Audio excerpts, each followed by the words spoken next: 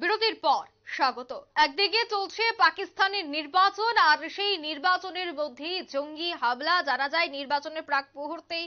একেবারে নির্বাচনের দিন কাশ্মীরে জঙ্গি হামলা, আর জঙ্গিদের গুলিতে বৃহস্পতিবার মৃত্যু হয়েছে এক পরিযায়ী শ্রমিকের।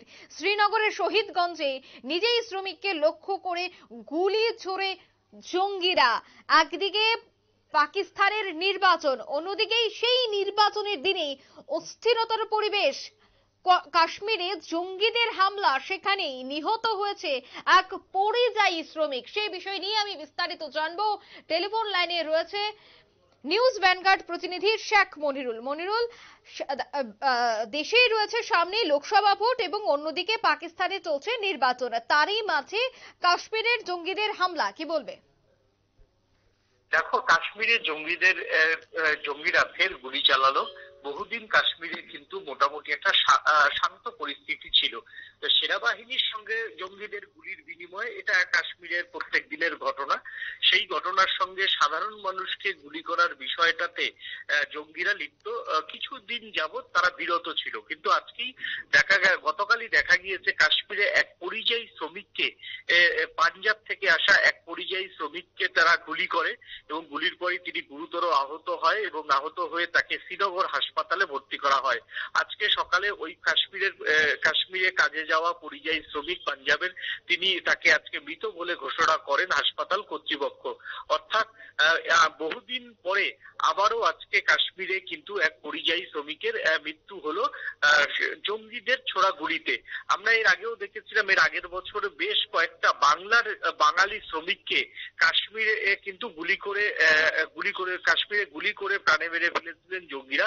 বিশেষ করে মালদা, পশ্চিমবঙ্গের মালদা, বীরভূম সহ বহু জেলা থেকে কাশ্মীরে যায় হচ্ছে শ্রমিকরা। তারা বেশিরভাগটাই যায় হচ্ছে আপেল বাগানে কাজ করতে এবং সেই ক্ষেত্রে তারা পার ডে পারিশ্রমিক পায় প্রায় 1000 টাকার উপরে। এই জন্য বাংলার যারা পরিযায়ী শ্রমিক, তারা এই টাকার লোভেই মূলত বছরে 6 মাসের জন্য তারা কাশ্মীর পাড়ি দেয়। কিন্তু গত বছরও দেখেছিলাম বেশ কয়েকজন বাঙালি শ্রমিককে আততায়ীরা গুলি করে মেরেছিল। তারপর বহুদিন চুপ থাকার পর গতকাল কিন্তু এই ঘটনা ঘটে এবং আজকে এই ঘটনায় কিন্তু একজনের অলরেডি একজন মারা যায়। এবং কাশ্মীরে আজকে কড়া নিরাপত্তা রাখা হয়েছে। তার কারণ হচ্ছে আজকে কাশ্মীরে ভোট চলছে, সকালবেলা থেকেই কাশ্মীরে ইন্টারনেট ব্যবস্থা বন্ধ রাখা হয়েছে।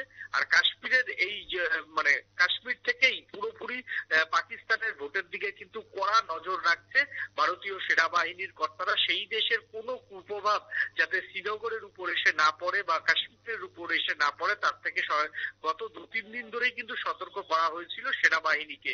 আমরা দেখেছি পাকিস্তানে এই নির্বাচনকে কেন্দ্র করে কার্যত রণক্ষেত্র চেহারা নিয়েছে।